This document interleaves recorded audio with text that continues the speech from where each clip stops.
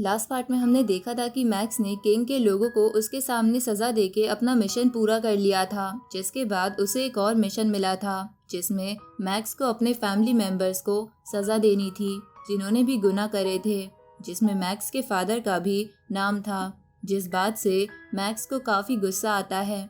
अब आगे तो इस पार्ट की शुरुआत में हम देखते हैं कि मैक्स डायलन के साथ मिल्की वे गैलेक्सी में आ गया था, जहां पर वर्चुअल यूनिवर्स कंपनी ने अपना हेडक्वार्टर बना लिया था। साथ ही वर्चुअल यूनिवर्स कंपनी का एक ऑफिस अर्थ के ओशन में भी खुल चुका था, जहां पर कई सारे एलियंस काम कर रहे थे।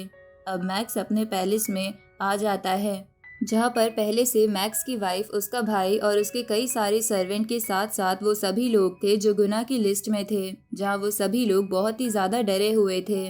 तभी वहाँ मैक्स पहुँच जाता है, जिसे देखकर सब अपना सर झुका लेते हैं, क्योंकि जितने लोगों ने गुनाह करे थे उन्हें काफ़ी डर लग रहा था। अब मैक्स लुओ यानचैंग को बुलाता है और उससे बोलता है कि तुमने फिर से क्राइम करे हैं। इस पे लुओ यानचैंग कुछ बोलने लगता है, लेकिन मैक्स उसे रोकते हुए बोलता है कि तुम्हें जन्म लिए हुए बस 200 साल हुए हैं, लेकिन तुम अब तक 10,000 से भी ज़्यादा इनोसेंट लोगों को परेशान कर चुके हो। जब मैं लास्ट बार अर्थ पर आया था तब भी मैंने तुम्हें पनिश करा था, पर मुझे लगा था कि तुम सुधर जाओगे, लेकिन तुम नहीं सुधरे। तुमने इतनी सफाई से गुनाह करे हैं जिसका पता हमारी फैमिली को तो नहीं लगा, पर तुम्हें क्या लगा था कि वर्चुअल यूनिवर्स कंपनी को भी इसका पता नहीं लगेगा और तुम उन्हें भी धोखा दे पाओगे। अब मैक्स उसे मौत की सजा देकर उसे जान से मार देता है। ये देखकर बाकी सब बहुत ज़्यादा डर जाते हैं। इसके बाद मैक्स लियो यानचैंग की बहन को बुलाता है और उससे कहता है कि तुमने अपने बड़े भाई के साथ मिलकर पावर के चक्कर में कई सारे मर्डर करे हैं, इसलिए तुम्हें भी मौत की सज़ा मिलेगी। अब ये बोल के मैक्स उसे मार देता है। इसके बाद एक और बंदे की बारी आती है, जिसने उस लड़की के गुनाह पता चलने पर भी किसी को रिपोर्ट नहीं करा था। मैक्स उसे 10,000 साल की कैद की सज़ा सुना देता है। अब एक एक कर मैक्स सबको सज़ा सुनाने लगता है, जहां उनमें से बहुतों को या तो मौत की सज़ा होती है या 10,000 साल की कैद। इसके बाद मैक्स सबसे कहता है कि मेरी फैमिली के सभी लोग ध्यान से सुन लो कि अगर तुम्हें ताकतवर बनना है तो खुद पर फोकस करो, पर अगर किसी ने भी लॉ तोड़ के गुनाह करने की कोशिश करी तो उनका भी यही हाल होगा जो अभी इन लोगों का हुआ था। अब ये बोल के मैक्स अर्थ से निकल जाता है। इस तरफ बबाता नॉलेंसन एआई से मैक्स की स्पेसशिप में कार रेसिंग कर रही थी। तभी मैक्स बबाता को बुला लेता है, क्योंकि मैक्स को एक मेल आया था। अब बबाता उस मेल को पढ़ के बोलती है कि उसे इस मिशन में बस 70 पॉइंट्स मिले हैं, क्योंकि व्यूअर्स का मानना था कि तुम इस मिशन में बायस थे। ये सुन के मैक्स कहता है कि मेरे फादर को कोई आइडिया नहीं था कि उनके गिल्ड वाले लोग मर्डर कर रहे हैं। जैसे ही उन्हें ये पता चला तो उन्होंने तुरंत ही गिल्ड बंद कर दिया, जिसकी वजह से वो गुनहगार साबित ही नहीं होते। इस तरफ नॉलेंसन एआई बबाता की कार से आगे निकल जाती है, क्योंकि बबाता की कार ऑटो पायलट पर चल रही थी। लेकिन तभी एक वक्त पर बबाता वापस अपनी कार में आ जाती है और रेस जीत जाती है, जिसकी वजह से नॉलेंसन एआई को बहुत दुख होता है। इधर मैक्स बोलता है कि अब मुझे खुद को ताकतवर बनाना होगा अर्थ को प्रोटेक्ट करने के लिए, और फिलहाल यही मेरे लिए सबसे ज़्यादा इम्पोर्टेंट है। इसके बाद मैक्स केओस सिटी के बाहर आ जाता है, जहां मैक्स को रिसीव करने एक बंदा आता है। तभी डायलन मैक्स को अलविदा कहते हुए उससे बोलता है कि केओस सिटी बहुत ज़्यादा सेफ है और मैं आपको सजेस्ट करूँगा कि आप वर्ल्ड मास्टर लेवल तक की ट्रेनिंग यहाँ पर ही करें, क्योंकि यहाँ आपको कोई खतरा नहीं है, इसलिए मुझे भी यहाँ से जाना होगा। तो ये सुन के मैक्स डायलन को थैंक यू बोलता है। इसके बाद डायलन मैक्स को जूनियर मास्टर कहकर वहाँ से चला जाता है। आगे मैक्स केओस सिटी के अंदर आ जाता है और मन में बोलता है कि अब मेरा सबसे पहला टास्क अपनी ह्यूमन बॉडी को टेम्पर करके वर्ल्ड मास्टर लेवल पर पहुँचाना है, जिसके लिए मुझे मेरे मास्टर की गाइडेंस की ज़रूरत पड़ेगी। इसके बाद मैक्स अपने मास्टर के पास आ जाता है, जिनके पास कई सारे बॉक्सेस पड़े थे। तो मैक्स एक्साइटेड होते हुए पूछता है कि ये क्या चीज़ें हैं।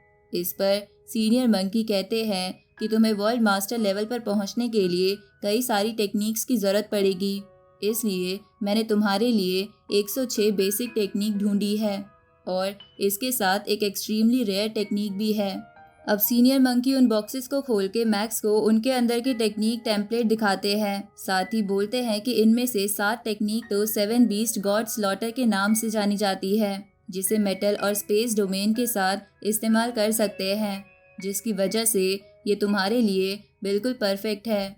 अब मैक्स उन 7 टेक्निक्स को देखने लगता है और उसे पता चलता है कि इस टेक्निक का एल्डर गोल्डन हॉर्न क्लैन का सीनियर जी लुओ डुओ है, जिसने बीस्ट गॉड स्टैचू के बारे में भी रिसर्च करी थी। इसलिए मैक्स को लगता है कि इन टेक्निक्स की मदद से मैक्स उस बीस्ट गॉड स्टैचू को भी अच्छे से समझ पाएगा। इसके बाद मैक्स एक एक करके बाकी टेक्निक्स देखने लगता है। तभी सीनियर मंकी मैक्स को अपने पास बुलाते हैं, तो मैक्स झूमता हुआ उनके पास जाता है और उनसे पूछता है कि इतनी सारी टेक्निक्स आपको कितने में पड़ी। इस पे सीनियर मंकी कहते हैं कि 8 बिलियन पॉइंट्स। इस पे मैक्स बोलता है कि जो मिशन मैंने अभी तक हाईएस्ट पॉइंट्स का करा है उसमें मुझे 1.4 मिलियन पॉइंट्स मिले हैं। ये सारी टेक्निक सच में बहुत ज़्यादा कीमती है, मैं इन्हें नहीं ले सकता। इस पे सीनियर मंकी उसे कहते हैं कि तुम अपनी ट्रेनिंग पर ध्यान दो और मेरे लेवल तक पहुंचने की कोशिश करो ताकि ये सारे पॉइंट्स वेस्ट ना जाए। अब ये सुन के मैक्स अपने घुटने पर बैठकर अपने मास्टर को थैंक यू बोलता है। साथ ही उनसे कहता है कि मैं आपका ये तोहफा कभी नहीं भूलूंगा। अब वो दोनों ड्रिंक करने लगते हैं। आगे मैक्स उन टेक्निक्स की मदद से ट्रेनिंग करने लगता है, जहां ऐसा करते हुए वो बताता है कि इस यूनिवर्स में 10 तरह की पावर्स है, जिसमें सबसे बड़ी पावर टाइम और स्पेस की है और बाकी 8 पावर्स की रैंक कम है। लेकिन कोई भी कल्टीवेटर सिर्फ एक पावर को सीखने की बजाय एक हाईएस्ट पावर और एक लोअर पावर को कंबाइन करके ज़्यादा ताकतवर बन सकता है, और मैंने भी मेटल और स्पेस की पावर को कंबाइन करके सीखने का फैसला करा है, क्योंकि मेटल डोमेन डायरेक्टली मुझे गोल्डन हॉर्न बेहेमोथ को ताकतवर बनाने में मदद कर सकता है और स्पेस की ताकत मुझे वो टॉम टावर समझने में मदद करेगी। अब मैक्स कई समय तक ट्रेनिंग के लिए बैठ जाता है और अपने गोल्डन हॉर्न बेहेमोथ और क्लोन बॉडी से भी ट्रेनिंग करने लगता है ताकि वो अपनी स्पीड बढ़ा सके, जहां ऐसा करने पर उसकी स्पीड भी काफ़ी बढ़ जाती है। आगे सीनियर मंकी का एक क्लास लेक्चर ख़त्म होता है, जिसके बाद सभी स्टूडेंट्स बाहर जाने लगते हैं। तभी क्लास का एक मेंबर दूसरे मेंबर से कहता है कि तुम्हारी तरह मैक्स भी डोमेन मास्टर लेवल की रैंक में आ गया है, जो कि ओरिजिन एयर रीजन से बिलोंग करते हो। इस पे वो दूसरा बंदा कहता है कि इससे क्या फ़र्क पड़ता है, ओरिजिन एयर रीजन में 11 डोमेन मास्टर लेवल के कल्टीवेटर हैं, जिनमें से हमारे सीनियर तो स्काई ब्रिज लेवल 10 पर है, जबकि उसने तो अभी 8 लेवल भी क्रॉस नहीं करा है। उसकी स्ट्रेंथ अभी बहुत कम है। तभी मैक्स उसके साइड से तेज़ी से गुजरता है, जिसकी वजह से वो कल्टीवेटर बिल्कुल हिल जाता है।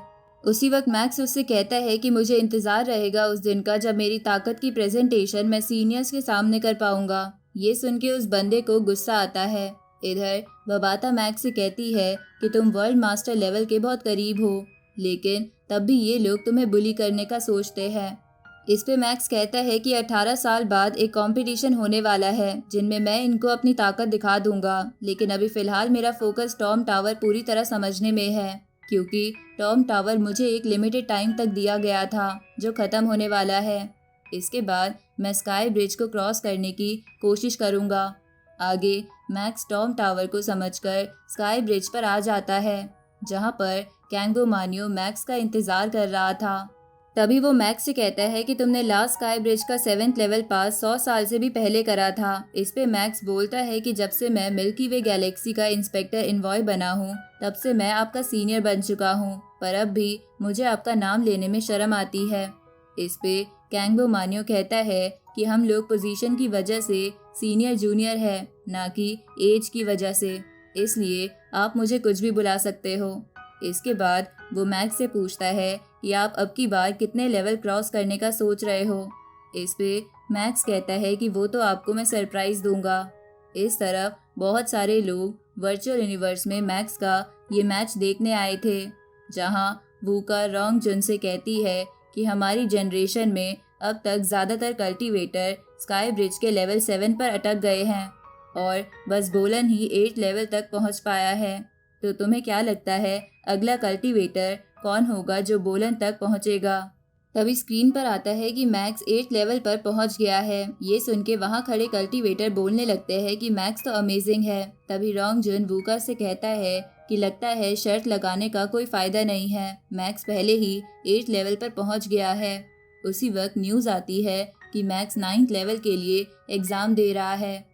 इधर सीनियर मंकी और वो असिस्टेंट भी मैक्स का एग्ज़ाम देख रहे थे। तभी वो असिस्टेंट सीनियर मंकी से कहती है कि मैक्स के स्काई ब्रिज पर जाने की वजह से कई ताकतवर लोगों की नज़र उस पर पड़ गई है और वो लोग अंदाज़ा लगा रहे हैं कि मैक्स कितने हाईएस्ट लेवल तक पहुंच सकता है।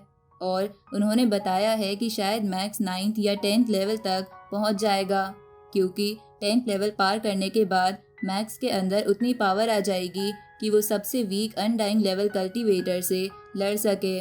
इस पे सीनियर मंकी कहते हैं कि तुम उसे अंडर एस्टिमेट कर रही हो।